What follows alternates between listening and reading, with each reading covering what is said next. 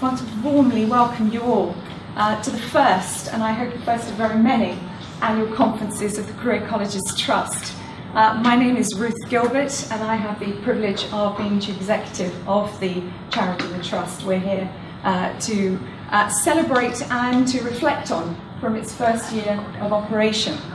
And alongside,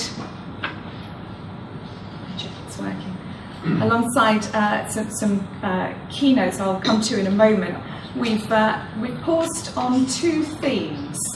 And I say pause because these are themes that we see running for a very long time. We don't see them as simply themes for the day, or indeed even themes for the year ahead.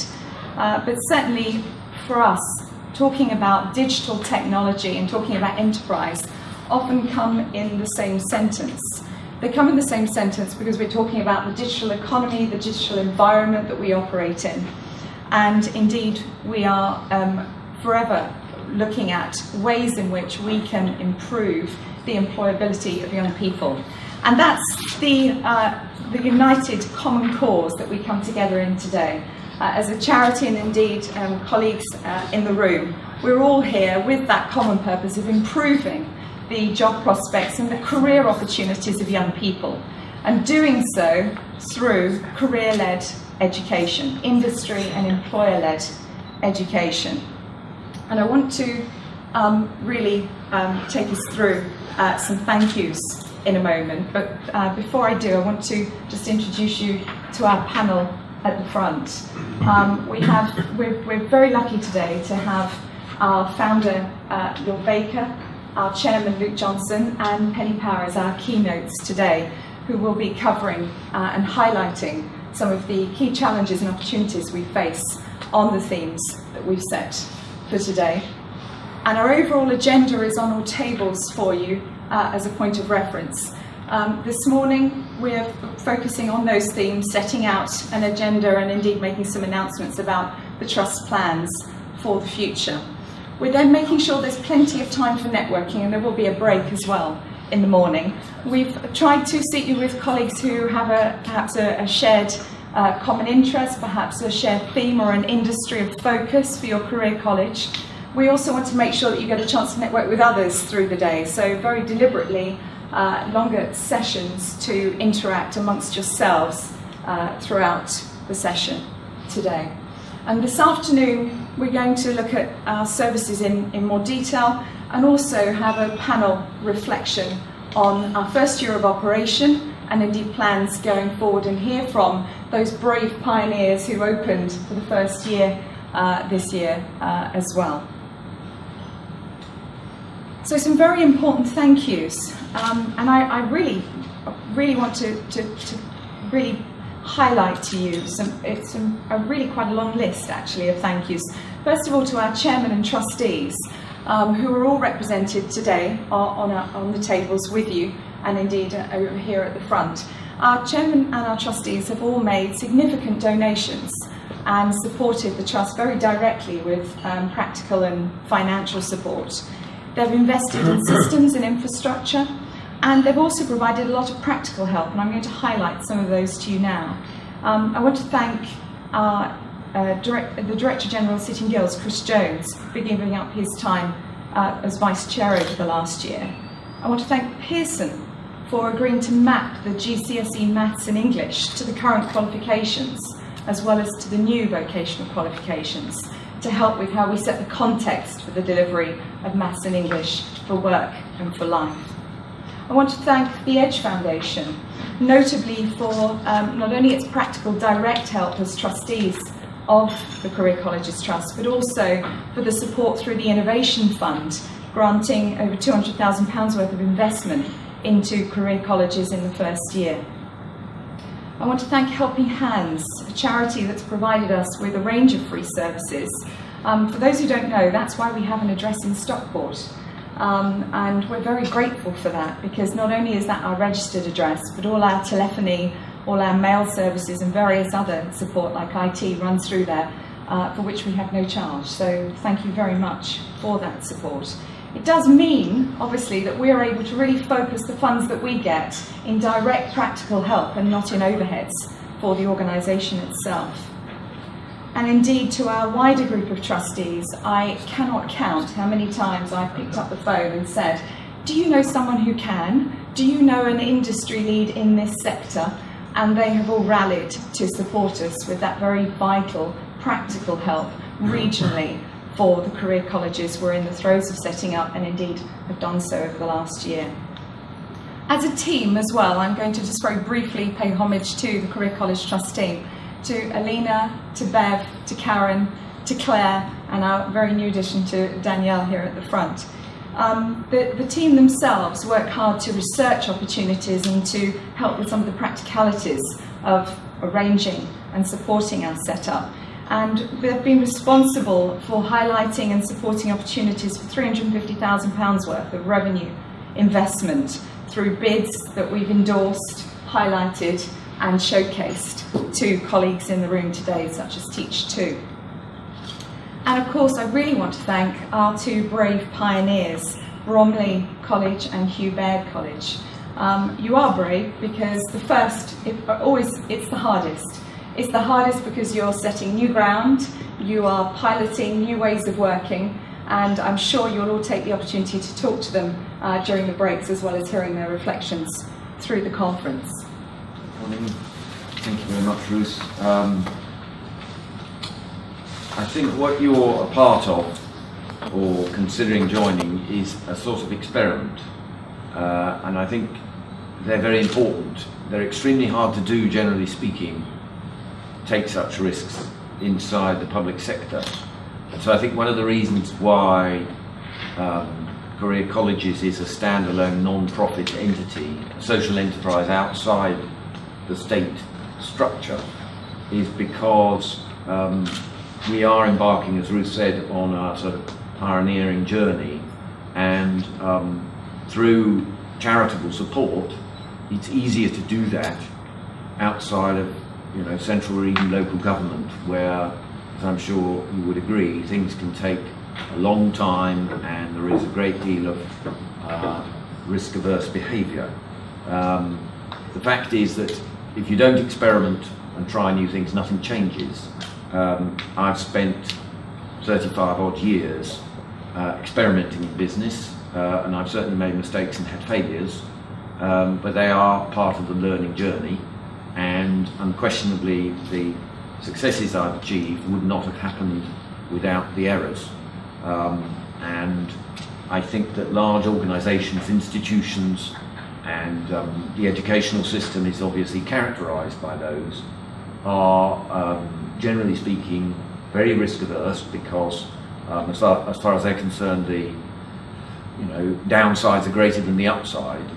But as Lord Baker was saying earlier, in the 21st century, nations like Britain are going to have to adapt pretty rapidly if we are to remain competitive.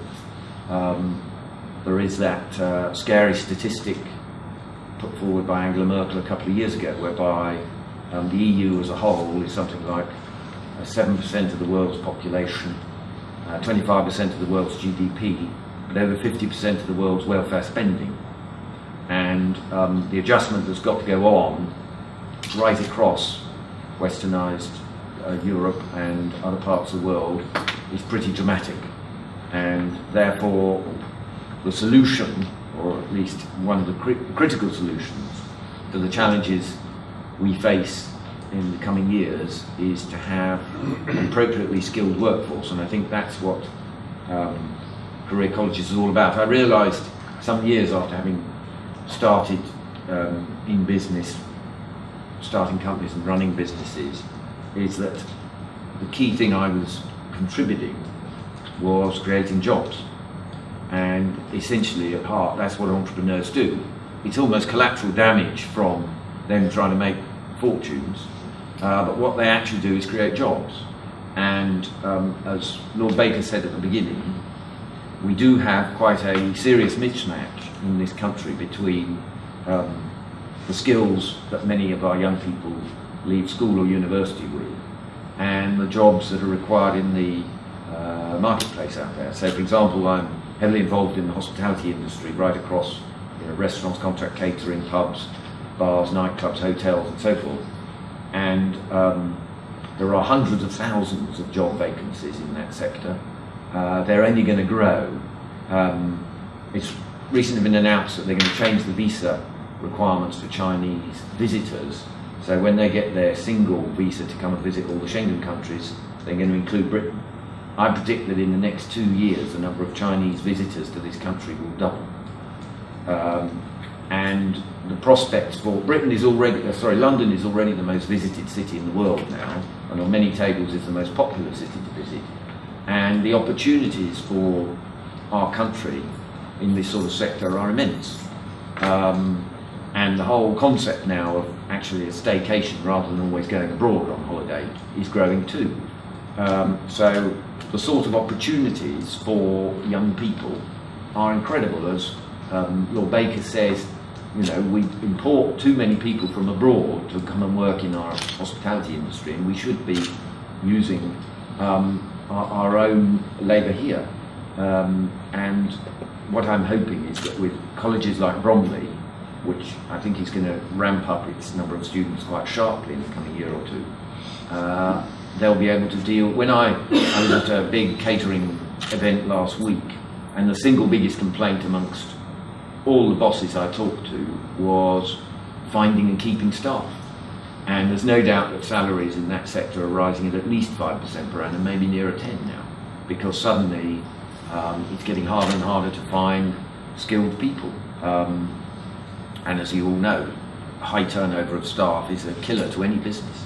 So career colleges are here to, as Lord Baker says, adopt the sort of model that they've had in countries like Austria and Switzerland and Germany for some years, where it's a focus on technical, specialist, practical skills.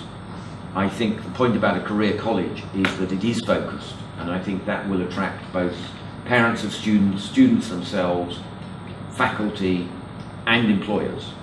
So career colleges are designed ideally to have at least half of their board employers and people from industry who are to act as partners to the college.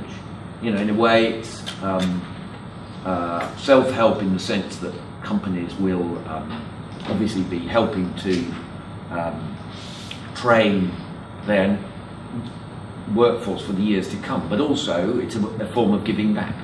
And I actually think that amongst lots of managers and entrepreneurs I know, the single big area of public good that they want to be most involved with is education. One of the great complaints every time you know, get a CBI or an IOD survey is they say young people aren't work ready, they are not appropriately qualified, the training they're receiving in our educational system isn't right. Well, this is one of the key answers. That's what career colleges are here to do. And I think this employer engagement is absolutely vital, and it's a two-way street. We and you are going to have to cajole and persuade industry to participate so that you know, it feels like a joint venture, if you like, in each case. And it means that all those students are highly confident that they will get a job at the end of their course if they don't want to go into university, and that the students who are being trained in career colleges are acquiring not just the technical skills and the qualifications, but also, I think, the attitude to work. And it addresses very directly, I think, this you know, repetitive complaint that you know, young people leaving education aren't work ready, and that a lot of employers are having to almost retrain them in order to provide them with the necessary skills to function usefully in the workplace. And bridging this gap in our economy, addressing that challenge, is, I think, a vital piece of work that we're engaged with here.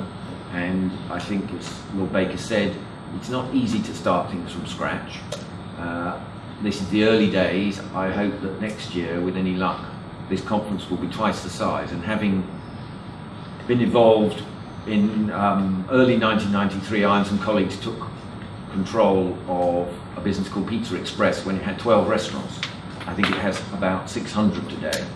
and during my involvement as chairman, we grew it about 20-fold. And so, having experienced that sort of journey over a number of occasions, I know how exciting it can be, and to be in at the ground level in one of these sort of little revolutions is very exciting. And so I urge those of you who are considering taking this journey with us to get on board. I think that you will find that there's a small but very committed team, and that we will do our level best to try and help you at every stage, not just with curriculum or recruiting students and faculty, but also in terms of engaging the LEPs locally, who do have capital sums that may be available to help fund buildings or equipment, to get industry locally engaged, both in terms of becoming directors, non-executives or trustees, or providing equipment themselves and engaging in the actual training, so that they're there mentoring and they're providing master classes and so forth. Because I think that in a way, the more committed the local employers are, the more relevant and practical and pragmatic the training and the actual coursework is, then the more likely it is the college will succeed, and the more likely that the students will get jobs, and that it will become a virtuous circle of success. And although remarkable things have been achieved over recent years in terms of reducing unemployment, as Lord Baker said, there are still a stubborn number of young people particularly who are unemployed and probably without the relevant skills, and we want to address that challenge going forward, so that a higher proportion of people leaving a full-time education have the right sort of qualifications, the right sort of training, the right sort of attitude. They are work ready and hungry to go out there and fill all those job vacancies in the range of areas we've talked about, such as construction, the healthcare industries, hospitality, and so forth. And I think that, I've always found that if an organisation is focused rather than overly diverse, it's more likely to succeed. And that's why I think this brand we're building here, and this focus on specific skill for each institution, is the way ahead. And so I applaud you for coming here today. I applaud those of you who've taken the leap and made the commitment. And if we can help, we'd love to. And I think what we're doing here is very important, and I think in the years to come, we will see that we've made big differences to a lot of people's lives. It is extraordinary that, in fact, hospitality employs so many well-trained and sophisticated people from around the world. And there's no reason why youngsters in Britain should not do these jobs. And this is what's happening in schools. Schools are not helping at all. The one technical GCSE which has remained is design and technology, which I introduced to the national curriculum in the 1980s. And only about a third of students now take design and technology. That is the technical qualification at grade 2 GCSE. And in fact, most of them do the rather softer subjects. The good subjects are resistant materials and electronics and systems of control. And this is what is happening to GCSE design over the last 5 years. It's dropped from over 260,000 to 110,000. So far few people are getting to 16 at schools with any element of technical education or practical learning. And that is a huge mistake in our country at the moment, in my view. It's just as bad as advanced level, 17,000, dropping now down to 14,000 level 3 technical. And this means that the whole direction of the education system at the moment is to concentrate on the academic subjects at the expense of the technical. I think it's a huge mistake when the rest of the world is doing exactly the opposite. And so we are, in career colleges and UTCs, pioneers of a new type of education. And the BTECs as well are going down well, unfortunately, in 14-15. And this is a mistake. Those graphs should be going up, not going down. Now, apprentices. Now, the government is passionate about wanting to increase apprenticeships, quite rightly so, but they really must focus upon proper apprentices at the ages of 16 to 18, in my view. Quite a lot of the large numbers of apprenticeships in their late 20s or early 30s are basically relabeling jobs for people already in work. The whole concept about apprenticeship is that you learn a trade. You learn a trade in a discipline, demanding discipline, usually 2 or 3 years. And anyway, the apprenticeships are all in the wrong sort of things. You've got in business administration and the law, which hitherto have not had any sorts of apprenticeships. You've got a huge increase, 125,000, health and public services, 108,000, retail and commercial enterprise, 87,000, and engineering and manufacturing is 64,830. And I remember I was going around in FE College about 6 months ago. I met two youngsters with a mop and a brush cleaning up the corridor. And I said, what exam are you going for? They didn't quite know. But they said, we're apprentices. I found that to be extraordinary. You can master a brush and a mop in a morning, but to have an apprenticeship actually doing, as it were, office cleaning is a travesty of what apprenticeships are all about in life. And so a lot needs to be done and a lot needs to change. And the actual drop, last year, a sort of drop in the number of apprentices at 16 and 18, which is quite the wrong direction of what is happening, really. And we're finding in the UTCs that quite a few now want to do apprenticeships. At 16, they're called advanced apprenticeship, and at 18, they will have a level 3 qualification, A-level in maths or English or science or something of that sort. They'll have a BTEC equivalent, and they'll have made things, and they're highly employable to any business. And we're finding quite a lot of our students, you'll find this in career colleges as well. When you get to 18, I think you'll find quite a few career colleges. If your students want to go on to a university of any sort, they might prefer to a higher apprenticeship. Because at a higher apprenticeship, the company will employ you at 15 or 20,000 pounds. You've got A-levels at level 3 and technical qualification as well. That's the sort of salary that's paid, somewhere between 12 and 20,000. And you'll be an apprentice. You'll study immediately foundation degree level 4 at the cost of the company, no debt to the student at all.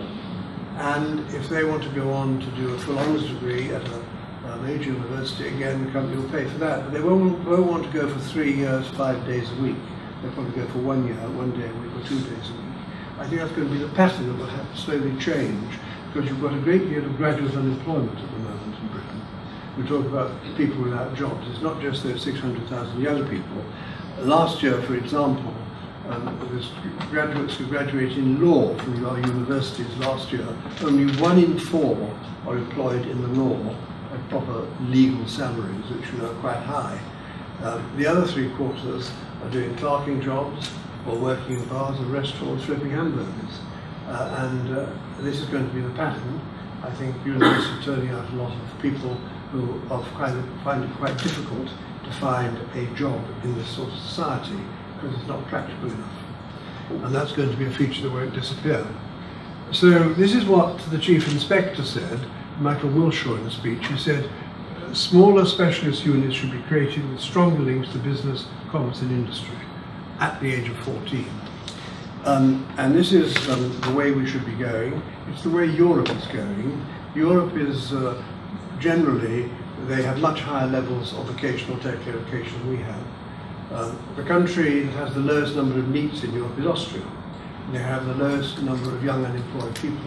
And what they do there, they stop the national curriculum at 14, and they have a series of specialist colleges, like career colleges, like UTCs, like colleges in accountancy, colleges in logistics, or whatever it may be, so the students go that way.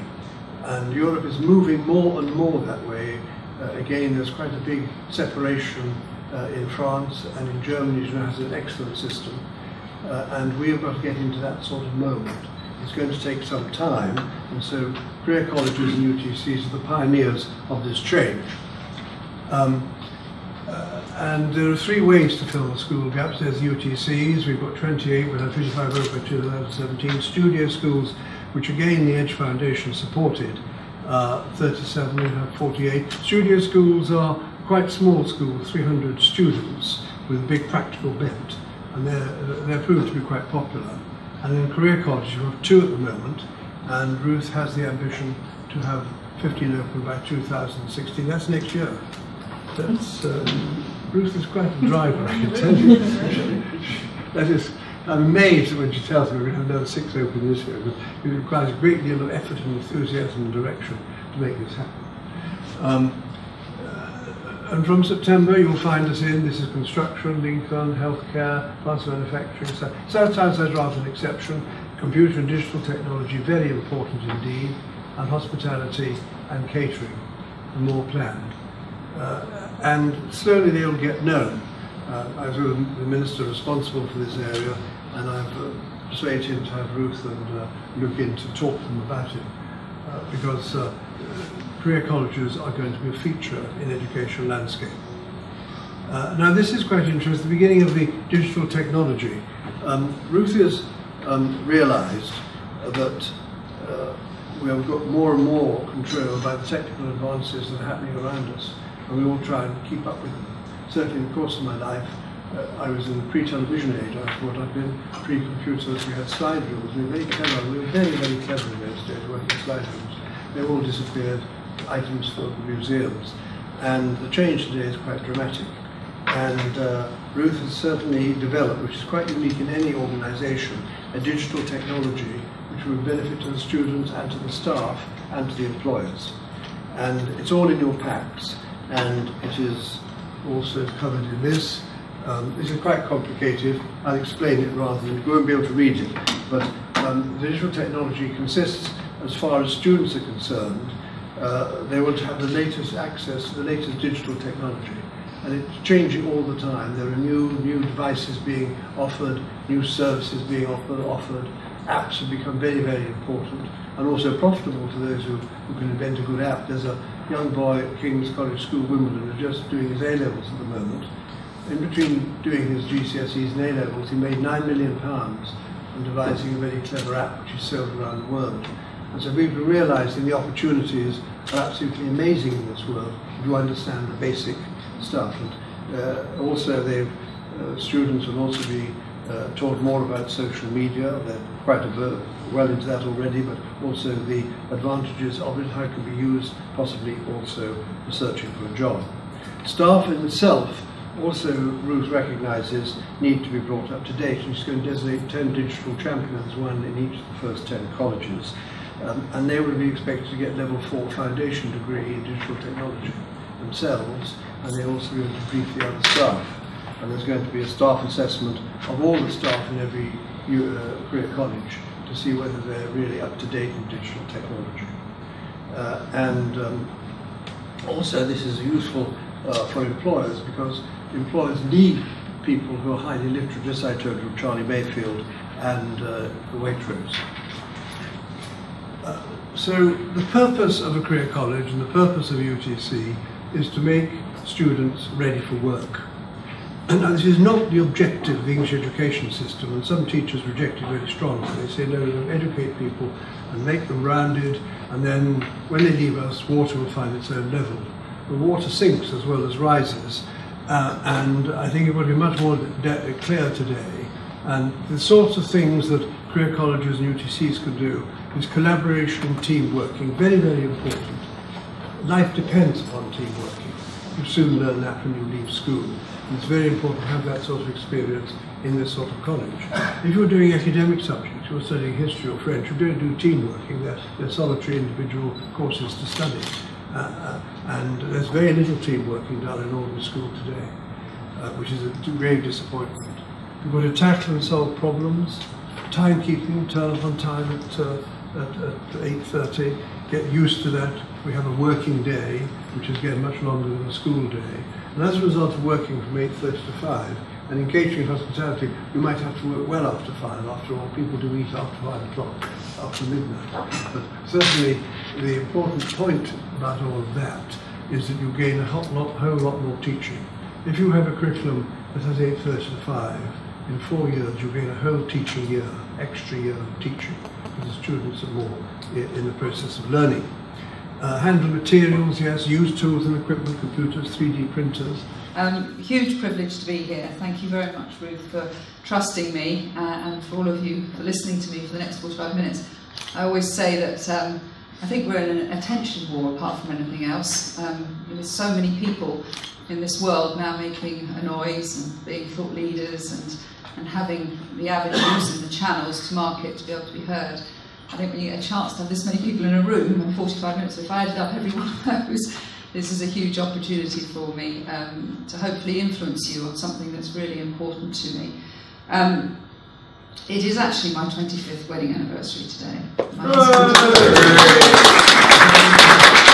So when usually we would have some romantic experience going on, so this is it. So maybe but actually when I went home and said to Thomas I got the chance to spend my 25th wedding anniversary with Lord Baker,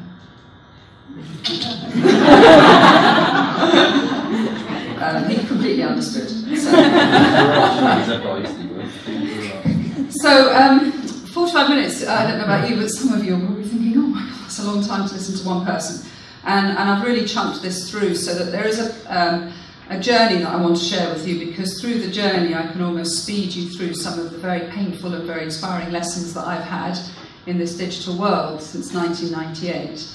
And then I want to end really looking at yourself, you as individuals, and where you sit within the digital economy, but more important than that, where you sit as a digital citizen in this world of 3 billion people that are online, and whether you personally are taking responsibility for your footprint and what matters to you, and whether you're getting your voice out there.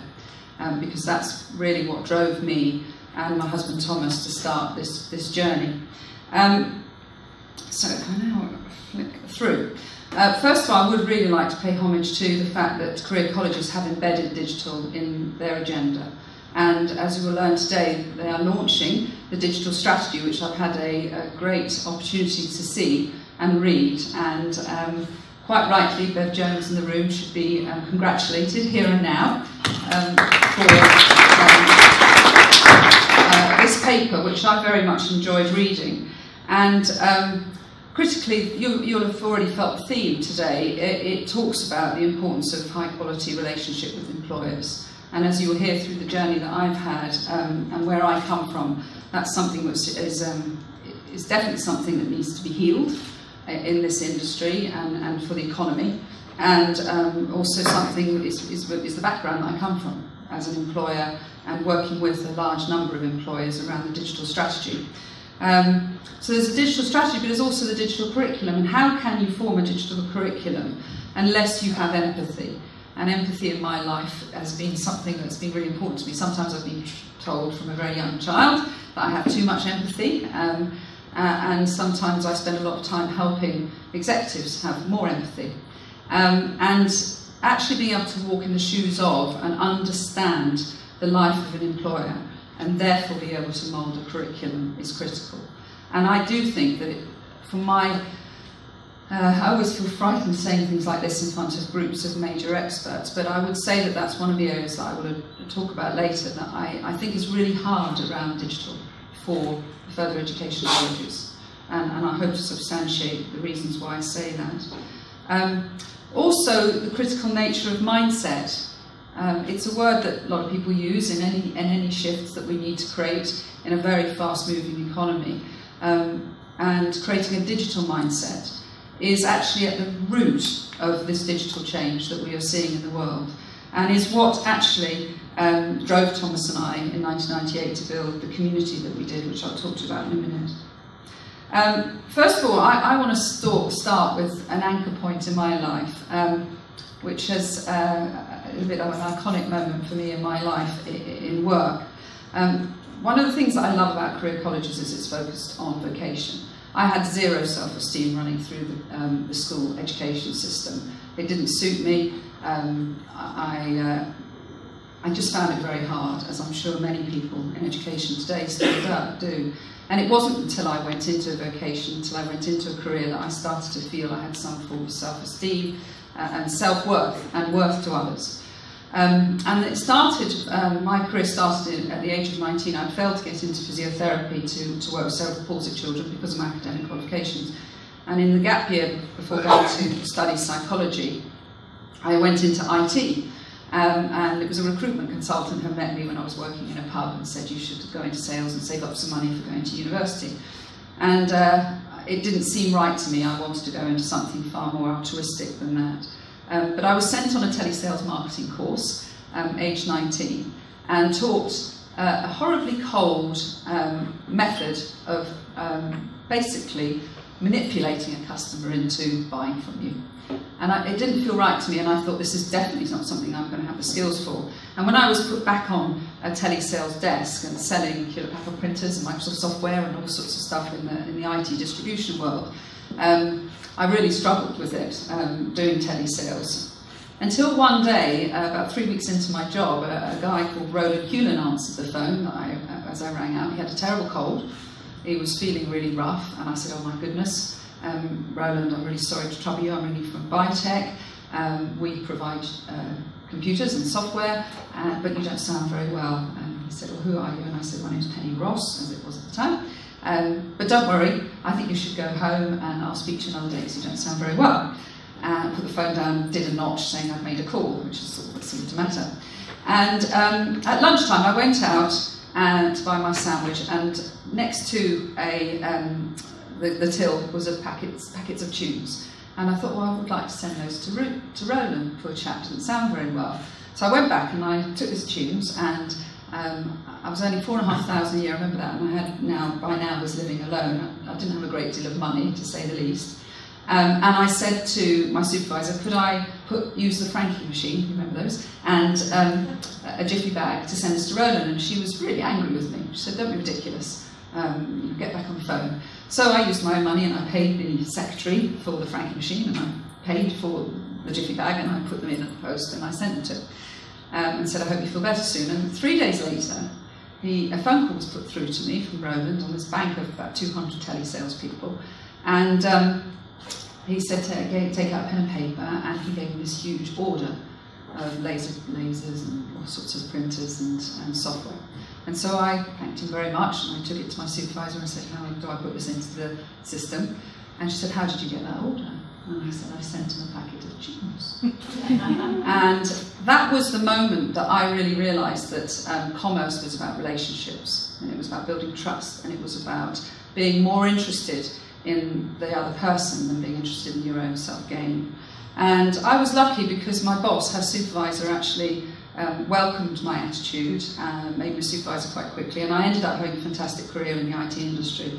And at 28 was lucky enough to have my first child out of 3. Now, during the period, I gave up work effectively in 1992, leaving the IT industry. Thomas carried on very much in the IT industry and keeping me in touch. And he would come home and talk to me about the e-commerce industry. And I wasn't that excited by it. And I thought, is this because I've got baby brain, or is it just that it's not that exciting because business will always find a new channel to market? But I said to him one day, looking at him as a striving entrepreneur, working really hard for his family, and a natural networker, and I said to him, I really feel that this internet thing is far more exciting than e-commerce. It's much more about the connectivity of people, connectivity of us all around the world. And wouldn't it be amazing if we could network online as business people? Now, this was 4 years before LinkedIn, 6 years before Facebook, 8 years before Twitter. Nobody had done such a thing. Thomas said, well, that's an interesting idea. And we gave birth to this company called Academy, which was the world's first social network for business. It's a long story, and actually, if any of you want to buy me a glass of wine and give me a sofa and a therapy session, I will share that with you. But we did, for 14 years, we managed an amazing network of employers across 200 countries, 52 countries. We did offline events, 5,000 offline events a year. And we were really proud of this amazing community that we created that was really born from our belief that people should connect, but critically that they should connect as friends and have the mindset as a friend. Now, the term social then was born. It wasn't us that gave birth to that. And we see now what is really relevant in the industry to us all, Twitter, LinkedIn, Facebook. When LinkedIn was launched in 2002, obviously it was disruptive for us, no doubt about it. We were organically born, British company, very proud of the data, very proud of the way that we could manage our members, but we didn't have $330 million. But more than that, LinkedIn wasn't asking the business world to change its mindset. It wasn't saying be a friend. It wasn't saying connect in an open way with one another. It was saying here's a business network, don't change your attitudes, just connect with other business people. And it kept everybody very much in their cerebral mind of what I am as a person. And what Academy taught us was really fundamental. And that was the 650,000 members that we had in there, emotionally connected with one another as friends as well as business people at a local and global level. And as a result of that, 45% of them exported. They built the most incredible trusted brands as individuals. And we saw a community that was growing by GDP year on year because of the knowledge sharing that happened. We learned as individuals what it meant to be a servant leader, how to lead a community, what it meant to lead a community. And we learned by some errors, and mostly by the fact that we were natural leaders within that type of environment because we believed in this world. I wrote a blog in 2002 called Emotional Wealth Leads to Financial Wealth. It was a massively engaged blog on our site about how if you're in business, if you feel emotionally strong and have self-esteem and self-worth and understand what your voice is in the world, and almost going back to the Maslow theory of hierarchy of needs, then you will become more financially stronger because of the people you attract towards you, the people that believe in you, and because of the way your brand will grow. We learn how to have an opinion, and that is really important. Having an opinion and realising that although the opinion might mean that you will get critics, then learning that there are no statues to critics in this world. And if you really want to create change, you have to have an opinion, you have to have the vision and the tenacity to follow that through and not be drowned by the volumes of people that will want the world to not change, which exists out there. We learn how lonely it is to be a home worker, and we now have 5 million people in this country who have businesses, micro businesses, or 76% of that 5 million are sole traders. And we learnt what it meant to be connected online and offline with other people, where you could emotionally connect, and saw the amazing impact that had on their lives. We also learnt that digital is best learnt through osmosis. So imagine when you walk in or you're within a world where other people are inspired and excited by digital, and you have friends that will sit and show you what that means. The world of workshops can be quite a dangerous world because I believe that they give massive stress to the people that attend, and they go back not knowing how to manage the capacity in their own lives and drive this change, and they don't know what should motivate that change.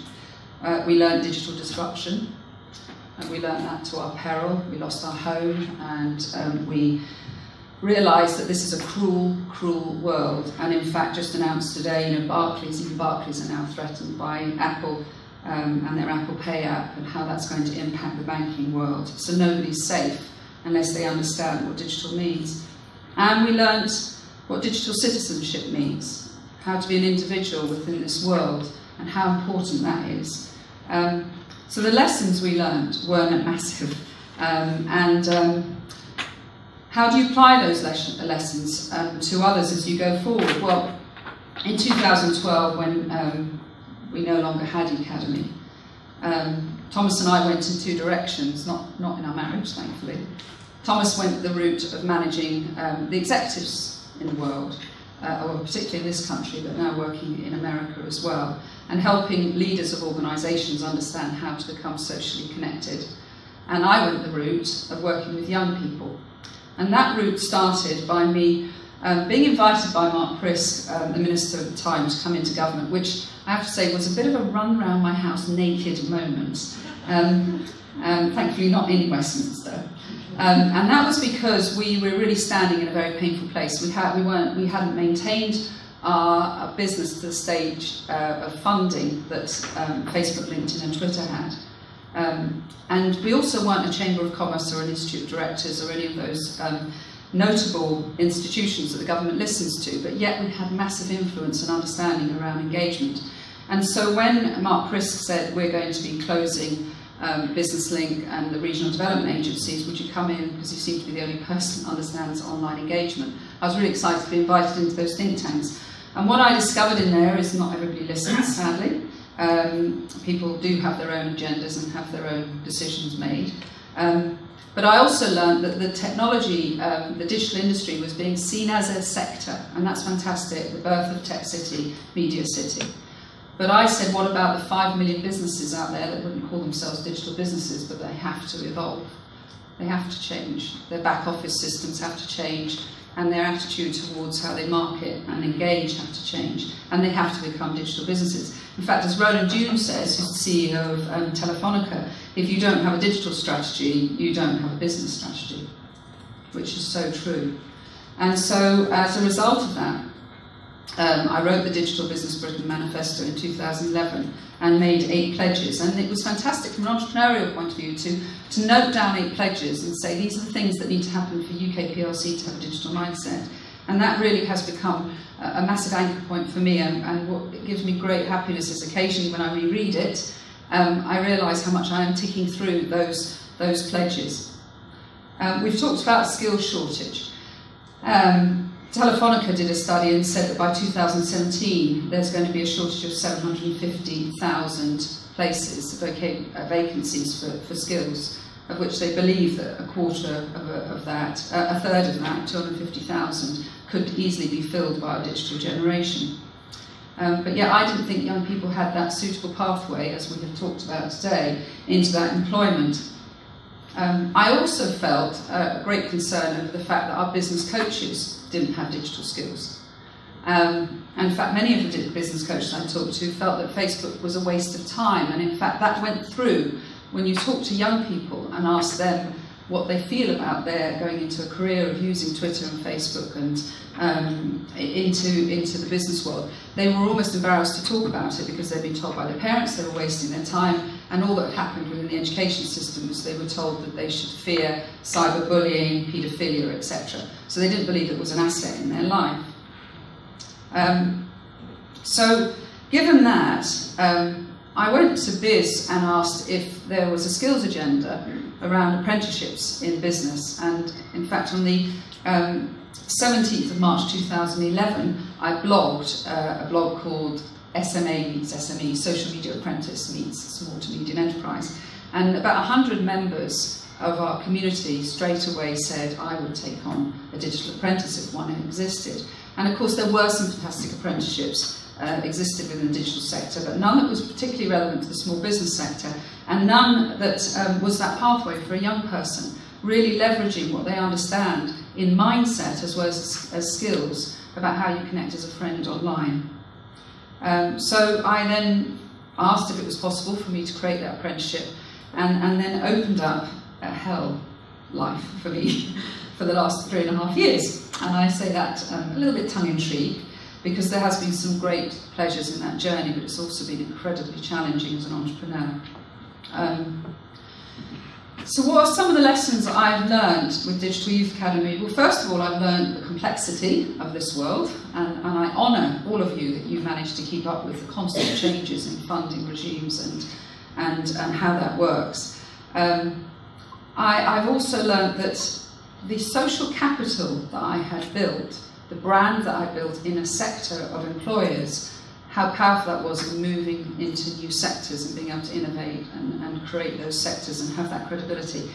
And I have to thank the further education sector for being so incredibly welcoming to me as an employer or representing a group of employers.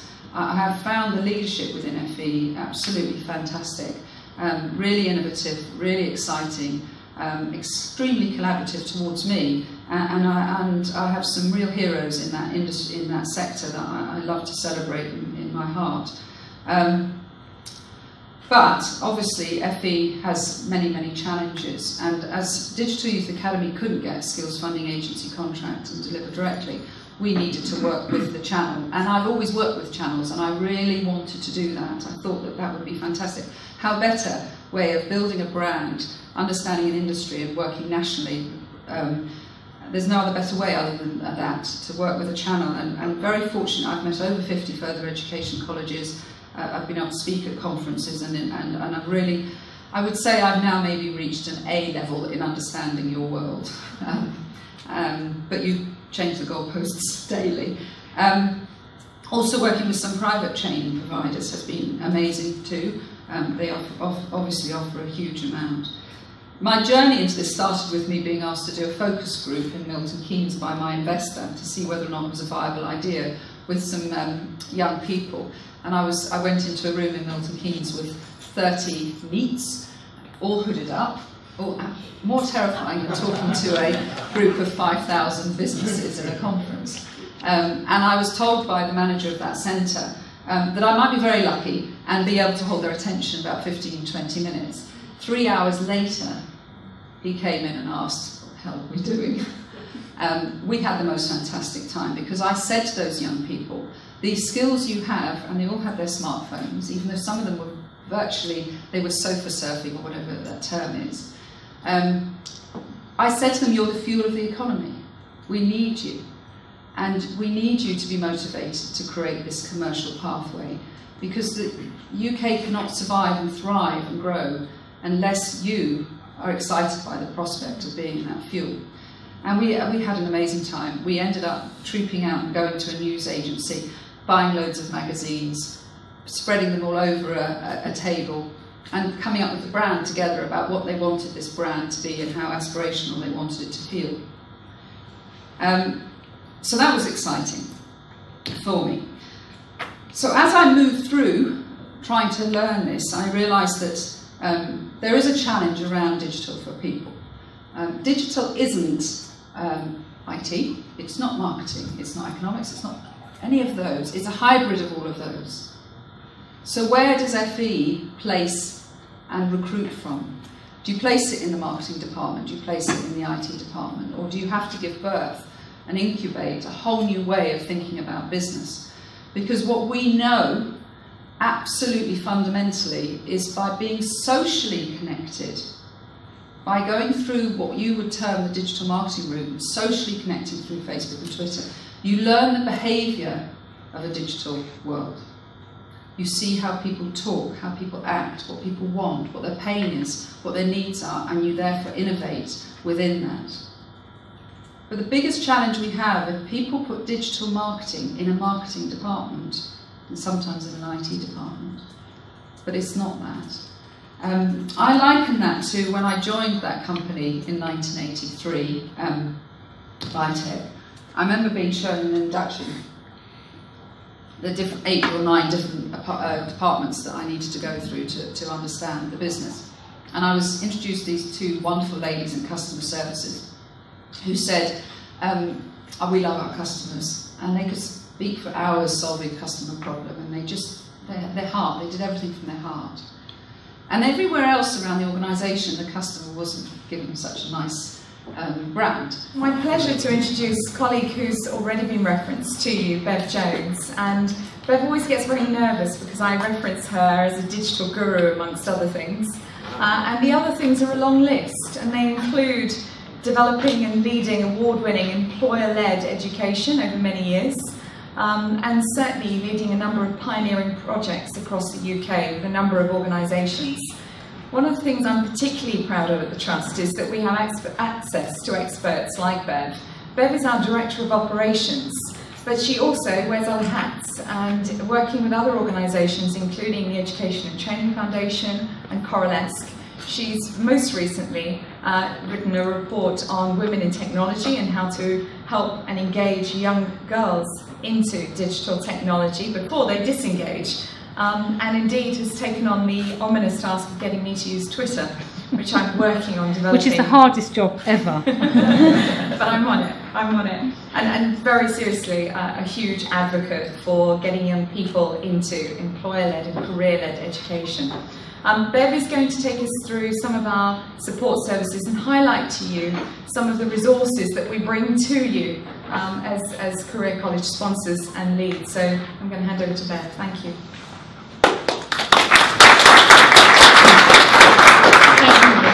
I'm also conscious that I've got the graveyard slot, so if you start nodding off, I won't take it personally, but I will get you to jump up and do some exercises. I am going to try not to take too much time, but I do have a tendency to waffle on, so if you're getting bored, just wave your hand. I'm going to go through the services, the CPD and the resources that as a Career College Trust we are providing to you, and really encourage you to make the most of them. Many of you are quite self-sufficient and don't ask us for very much, but we want you to see us as a central resource who will provide you with all of this information, CPD services and resources.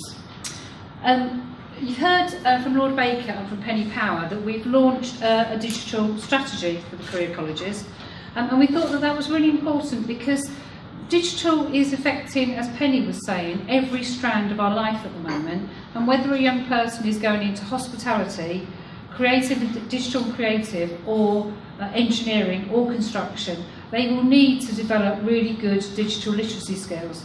And you'll all be familiar with the FELTEC report, but you may not have read the Lord Select Committee report, Make or Break the Digital UK Economy. That's how sad I am. But that references, along with the FELTEC report, the need to support young people to become digital workers as well as digital citizens. But also, importantly, it also references the need to ensure that the people delivering our educational training, in whatever phase of education, primary through to higher education, are digitally skilled and literate themselves. And they're using technology and digital apps to maximum when they're delivering teaching and learning. So we are really proud today to be able to announce to you 2 new initiatives that we will be rolling out in September 2015, I nearly said 16 then, 2015. The first one is in association with Corales, who some of you may have met Christina over the morning. So we're offering within the staff within your career college part of your organisation the opportunity to undertake an individual digital skills diagnostic.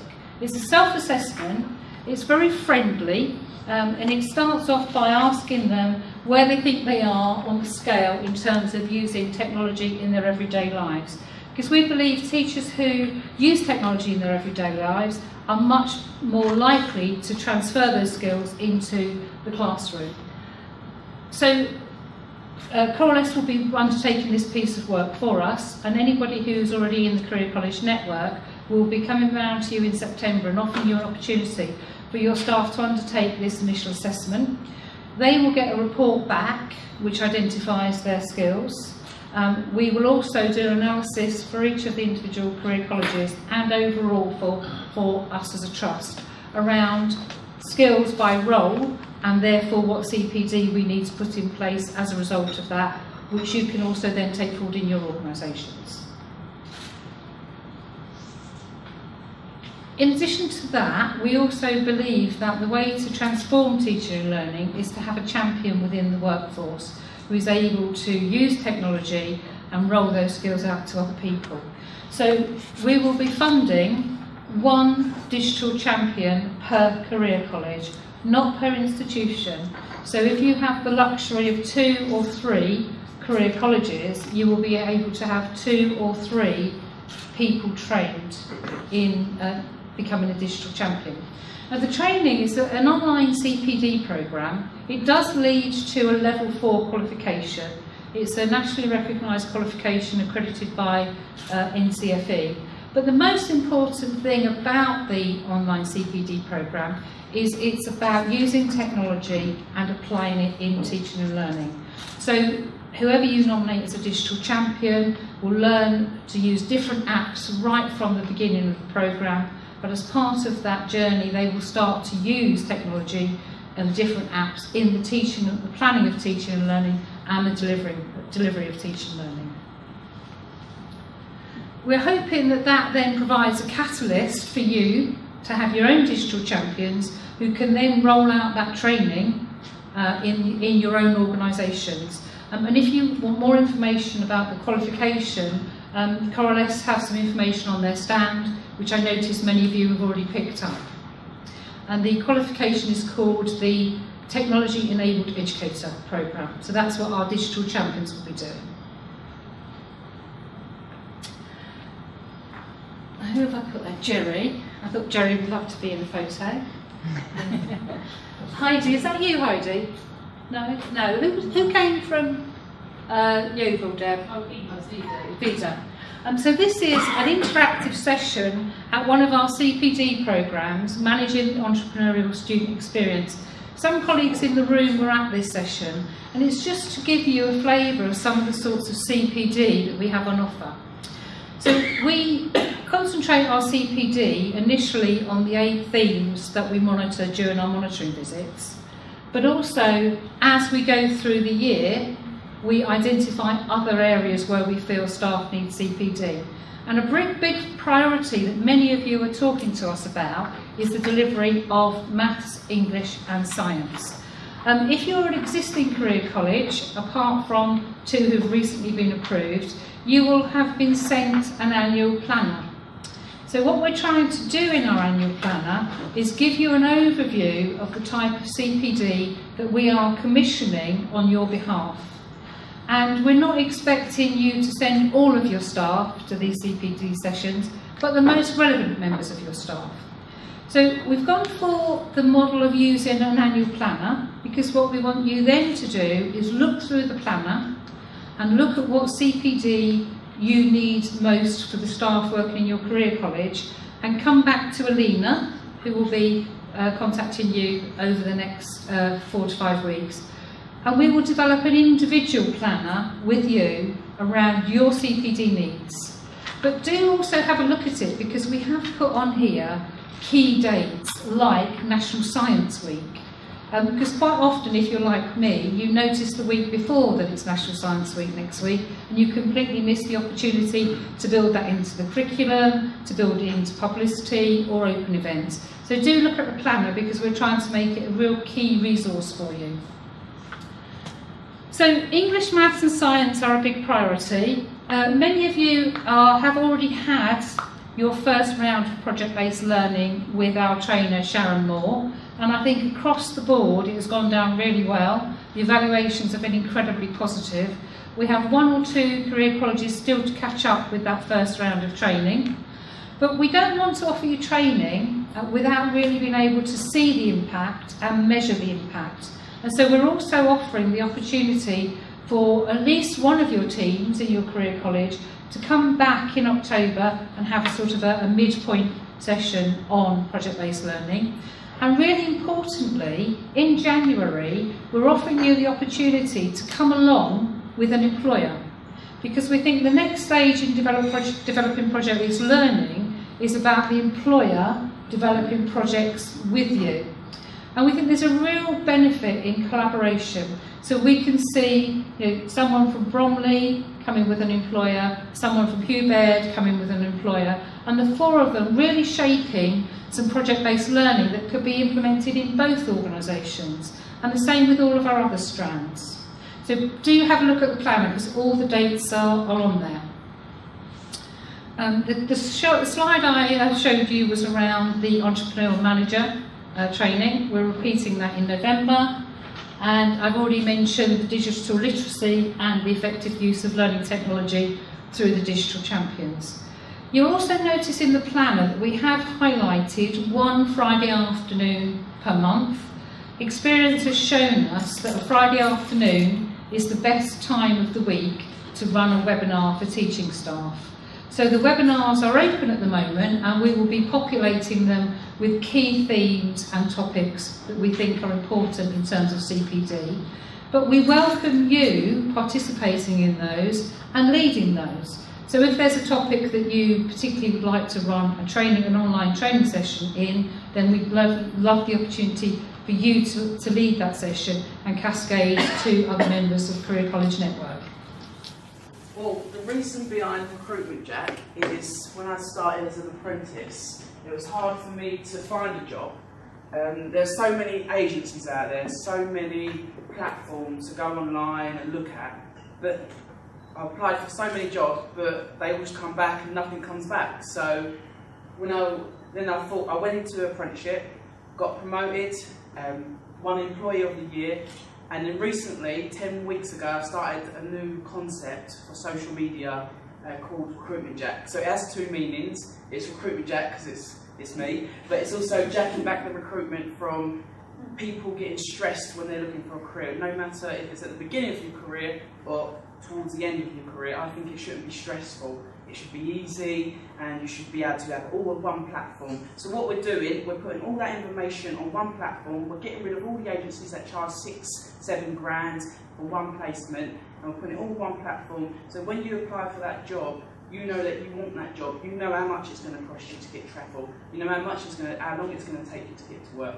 So we're putting that all into a social concept.